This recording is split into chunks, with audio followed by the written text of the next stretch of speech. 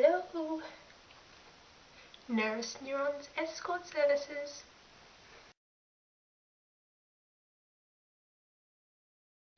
Yeah, Nervous Neuron here. Do you like my pretty dress here that me mummy bought me?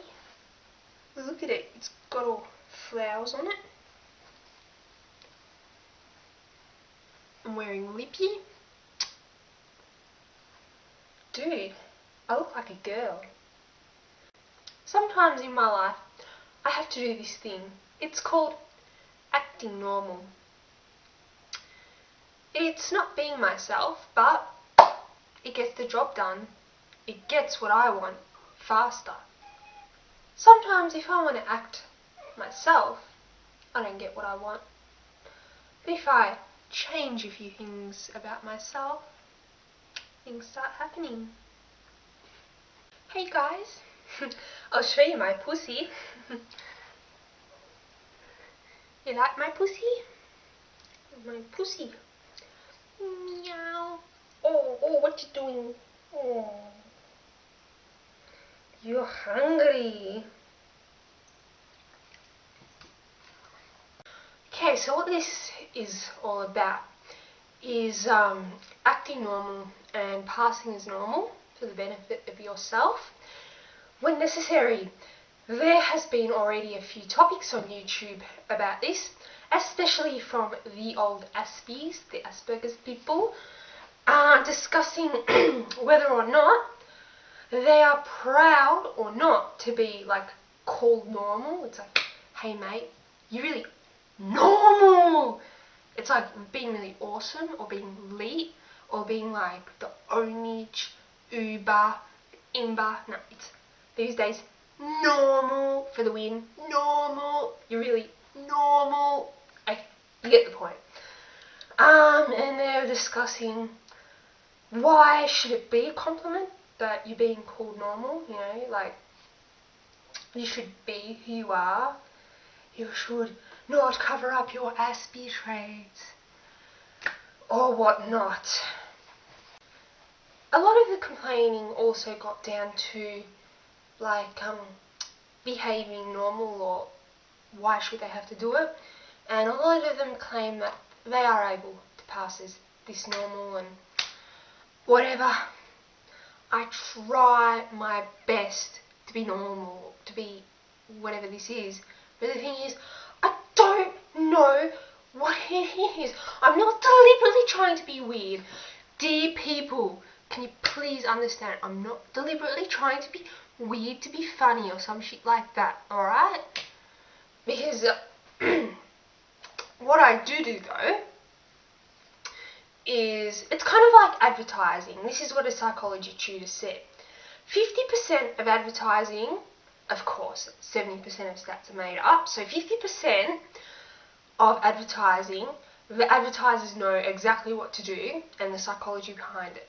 50% is pure luck, and that's where they waste their money on. They just have to go for it and hopefully it's a hit. Well, this is with my behaviour. I know some of it, what's wrong and whatever about it. There's a lot of it I really literally do not know what I'm doing that makes people look at me like, what planet are you from, mate? I don't know, like, I've tried my best to study the human brain so I can understand how to behave like a human. But then there's people who say, you can't learn this shit from textbooks, you know, you just can't. It's something you have to get practical experience from, and you just have to know. I've tried to get my fucking practical experience. Here it is. This is on my fucking checkout sheet. This is my outfit, streets, whatever. It's fucking 10 sizes too large for me. I've been working in a deli and on the registers in a small grocery shop. 6 years, mate. I must admit, this has been helpful. And, you know, to interact with strangers and make small talk. You know, I can give you a lecture about the amygdala, the amygdala, all you like, and we can discuss the latest scientific advances pertaining to the latest stress research. But the weather, I don't give a fuck. It's like, alright, about the millionth customer has come to me, it's winter, and they've gone, it's cold outside. Duh. It's like, wow, the latest research from the idiot company has told us that the weather is freezing fucking cold. Yeah. But you know, this is how you like talk to people. It's not about what's coming out of your mouth, literally. It's not about the weather. It's deeper, some sort of emotional connection, or I have no clue. And this is basically what I do. I make fun of myself, basically. Exaggerate myself to kind of, it allows me to get away with it, because trying hard doesn't really get me anywhere, but kind of being weird but within social boundaries kind of helps. Because I don't think the problem that people have is somebody just being weird or having like strange interests or whatever. Like, that's what primary school and high school gives a shit about. But in the adult world, I think people just, they don't really understand a different way of thinking. Like, that's the thing they say about autism, is that you have no empathy and you can't understand other people. I reckon a lot of people actually have that problem. Like, can neurotypicals understand autistic people? No, like, it doesn't seem like it that way. People can't understand why I'm obsessed with this blob of a thing here. Some scientists can, because they actually understand how much amazing information there is, yet, like, we don't know. Like, this is like our soul, like who we are. That's what it looks like. It's your entire essence. It's your brain, man, and the amygdala. I wish. When it comes to seminars and assignments and work in general, I can sit back and say, I do what I want, I want to be myself. But if, the thing is, you kind of have to depend on other people. So if you want to be like that, you have to be able to get away with it nicely. Because if you just give a talk like I just did before about the amygdala, absolutely nobody's going to understand what I'm on about. Therefore, they're not going to want to fund my research. Therefore, I can kiss academia goodbye like that, because no funding equals no work. Simple. We have to live in this stupid world which revolves around this thing called dollars and cents. But you can always give your talk and inject a little flavour. So maybe smile when you say the amygdala, just so people can know that the amygdala is the most awesome part of the brain, because it controls fear. Because fear is awesome. Don't you like fear? On the other hand, not being yourself can have dire consequences.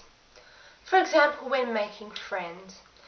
Now, you can dress like a hoe and try to have as many friends and boyfriends as you like. But if you're asexual, such as myself, you won't be having fun.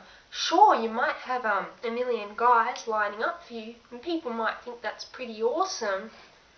Actually, it's usually guys that have girls lining up with them that's pretty awesome. But forget all these gender norms and stuff. People might think that's pretty awesome, but I'm having a shitty time because, like, that's totally not fun. I don't want to be screwing 50 million guys. I want to be on the computer playing World of Warcraft. I mean, seriously, a guild first boss kill is so much better than an orgasm. Trust me, like, don't diss it till you try it. So, for that reason, I'm going to admit how much I like World of Warcraft. I'm gonna wear the fucking t-shirt with the rogue on it around uni. I'm gonna wear my Control Freak t-shirt which has a SNES controller on it, because I'm a Nintendo fangirl, and I'm not afraid to admit it. I'm going to let everyone know, because then all the other Nintendo fangirls and boys can come to me, and we can be friends. See? Isn't that good? And then we all have a good time with the friends I like, rather than sitting around bored out of my fucking mind trying to impress idiots. Now, the thing with me and being a nerd is I'm kind of like a bit of a half-caste. When I roleplay, like pen and paper, with dice and stuff, D12, yeah, I like to play half-orc, because I can really identify with them, you know, like low on the charisma, and then I'll like heighten one stat, like intelligence, high intelligence, low charisma, or high strength, low charisma, whatever. Totally identify, man, with that sort of shit. Because I'm kind of like half a nerd, or like, you know, half a neurotypical together, and it makes it hard to fit into both, you know, into both places, because I might not be nerdy enough.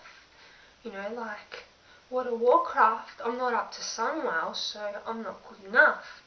I'm only rating T5, and on a nerd standard, that's pretty shit, man. You're not running heroics with us. Get some better gear, man. Where's your warglaives at, you noob rogue? Alright, slight exaggeration, but I hope you get the point. Again, back in high school, people thought I was making some sort of image up about being a nerd, but again, I'm not sort of doing it deliberately, but I am sort of kind of playing it up, if that makes any sense at all. Like, because it's something I'd admit to, like in drama or whatever, if there was a nerdy character, I'll shoot my hand up like that, like no tomorrow. And people will laugh, and people would say, you know, that's the thing we like about you. You're not afraid to admit that you're a little bit whoopsie. And I suppose that might be too normal for some people, if that makes any sense. And if I said if that makes any sense too much, I'm sorry. Summing it all up, sometimes it is necessary to have some inhibitions and not be yourself, for your own gain, and sometimes for other people's gain. But you can always inject your own flavour and personality into it, so it's kind of like a compromise. You're being yourself a little bit, but it's a bit changed. There's other times you don't want to do that, because you won't be making friends with the right sort of people who you want to be friends with, and you'll just end up not liking your life, not liking yourself, getting depressed, taking antidepressants. Nah, just joking. That won't happen. But yeah. Questions now to you guys is, what do you think about this topic? How much do you act yourself? If you're Aspies, do you feel it's a compliment when people don't recognise you have Asperger's? Do you feel it's a compliment when people ask you, hey, you have Asperger's? Well, I reckon it would be cool if someone said, hey, you have Asperger's? Me too! Let's be friends! Hey, that's awesome! Because it's like the fitting in and stuff, but still being myself. Awesome! So yeah, catch you later, guys.